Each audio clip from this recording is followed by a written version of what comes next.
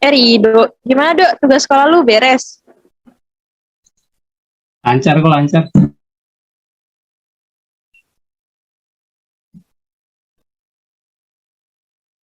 Kalau lu gimana Duin? Udah beres tugas sekolah lu?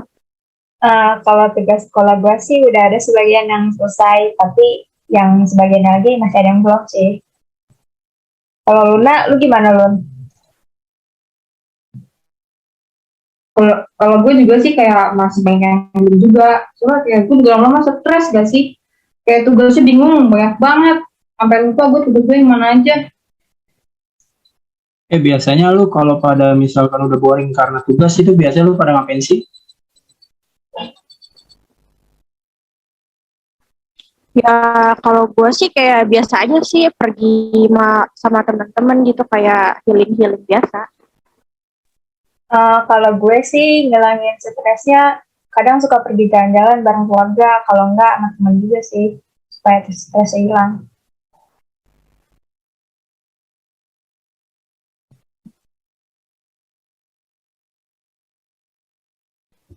Kalau gue sih kayak lebih ngejalanin hobi gue aja sih. Kayak dengerin lagu-lagu barat, nonton film barat. Atau nggak kayak belanja belanja online aja. Kayak ini nih gue beli barat nih dari barat nih.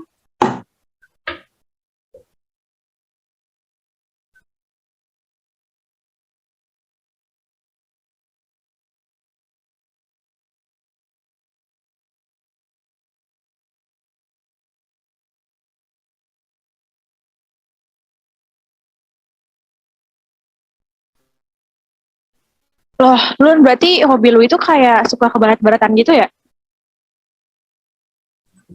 Iya nih, soalnya bagi gue tuh kayak orang barat keren banget gitu loh. Jadi gue kayak mau ngikutin mereka. Lun hati-hati loh, hobi lo itu bisa mengancam integrasi nasional tahu. Nah, emang iya ya? Emang hubungannya apa hobi gue sama integrasi?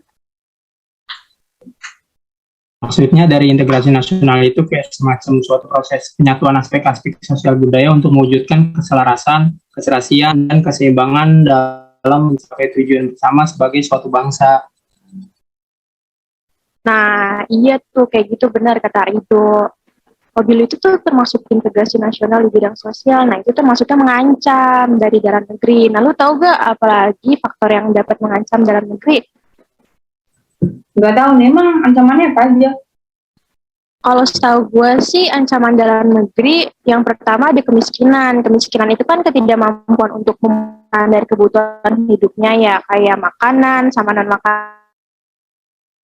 Kemiskinan itu tuh dibagi jadi 4 jenis loh. Yang pertama ada absolut, yaitu orang-orang miskin memiliki pendapatan yang di bawah garis kemiskinan atau jumlah pendapatan tidak cukup memenuhi kebutuhan pokoknya seperti pangan, pakaian, dan tempat tinggal.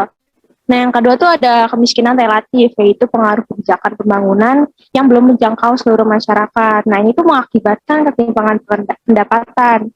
Nah, yang ketiga itu ada kultural, yaitu faktor budaya. Nah, ini nih yang membuat kita malas dan tidak mau untuk memperbaiki tingkat kehidupan.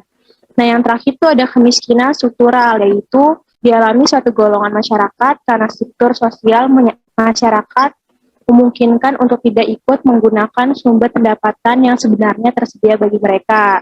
Nah, yang kedua itu faktor dalam negerinya yaitu rendahnya kualitas SDM. Keterpurukan ekonomi nasional itu adalah kegagalan pembangunan karena rendahnya kualitas SDM dalam menghadapi persaingan global.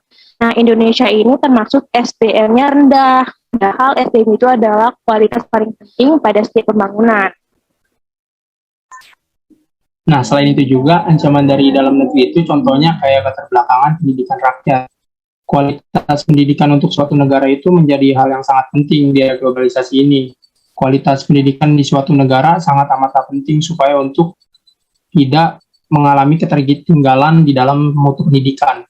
Baik pendidikan formal, pendidikan memang telah menjadi penopang dalam meningkatkan sumber daya manusia untuk pembangunan bangsa. Oleh karena itu, kita seharusnya dapat meningkatkan sumber daya manusia di negara kita, supaya tidak kalah bersaing dengan sumber daya manusia di negara-negara lain. Penyebab rendahnya untuk pendidikan di negara kita ini seperti masalah efektivitas, efisiensi, dan standarisasi pengajaran. Hal tersebut masih menjadi masalah pendidikan di negara kita. Adapun juga permasalahan khusus dalam dunia pendidikan yaitu seperti rendahnya sarana fisik, rendahnya kualitas guru, rendahnya kesejahteraan guru, rendahnya kesempatan pemerataan pendidikan, dan mahalnya biaya pendidikan. Dan selanjutnya itu ketidakadilan. Ketidakadilan adalah suatu kondisi saat suatu kelompok atau individu diperlakukan berbeda dan dipinggirkan di masyarakat. Nah, habis itu ada juga munculnya guncangan kebudayaan atau suka disebut dengan cultural shock. Guncangan budaya ini umumnya dialami sama golongan tua. Biasanya mereka kaget karena melihat adanya perubahan budaya yang dilakuin sama generasi-generasi muda. Cultural shock ini bisa juga diartiin sebagai ketidaksesuaian unsur-unsur yang saling beda, sehingga menghasilkan suatu pola yang enggak serasi fungsinya buat masyarakat yang bersangkutan. Kondisi ini bisa menyebabkan adanya suatu keadaan yang enggak seimbang dan juga enggak serasi di dalam hidup kita. Terus yang terakhir ini, adanya ketimpangan kebudayaan atau cultural lag. Kondisi ini terjadi gara-gara unsur kebudayaan enggak berkembang secara bersamaan. Nah, buat mengejar ketertinggalan ini, kita perlu menerapkan sistem dan juga pola pendidikan yang tinggi.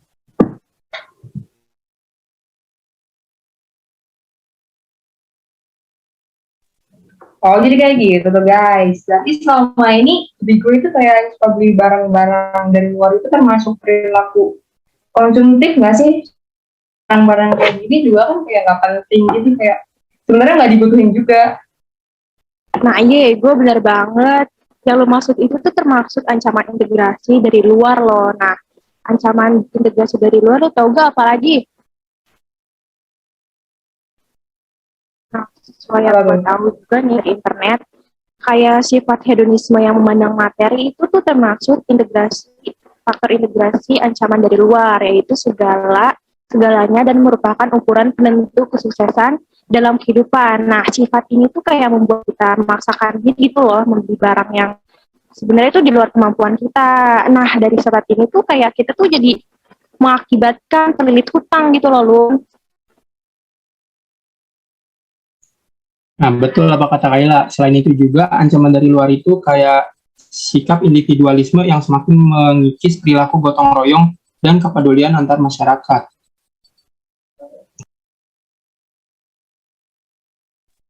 Lunturnya nilai-nilai keagamaan yang bisa saja memungkinkan terjadinya macam-macam tindakan asusila juga bisa loh termasuk. Jadi integrasi nasional bukan cuma di bidang sosial budaya, masih banyak lagi kayak contohnya di bidang ekonomi, politik, bahkan ada aja yang sifatnya non-militer juga. Boleh aja kita ikutin tren barat yang lagi populer, tapi kita juga jangan lupa kalau budaya kita itu jati diri dari bangsa kita sendiri. Kalau jati diri kita aja udah hilang, pasti gampang terpengaruh sama budaya luar yang nggak sesuai sama nilai-nilai sosial budaya kita. Hal ini sangat memprihatinkan loh, karena negara kita kan bangsanya terdiri dari berbagai suku dan budaya. Nah, Lun, kan sekarang lu udah tahu nih macam-macam faktor yang bisa aja mengancam negara kita. Kalau kata gue sih, lu boleh-boleh aja suka sama hal yang kebarat-baratan, tapi sebagai warga negara Indonesia, lu juga harus mempertahankan nilai-nilai sosial budaya negara kita.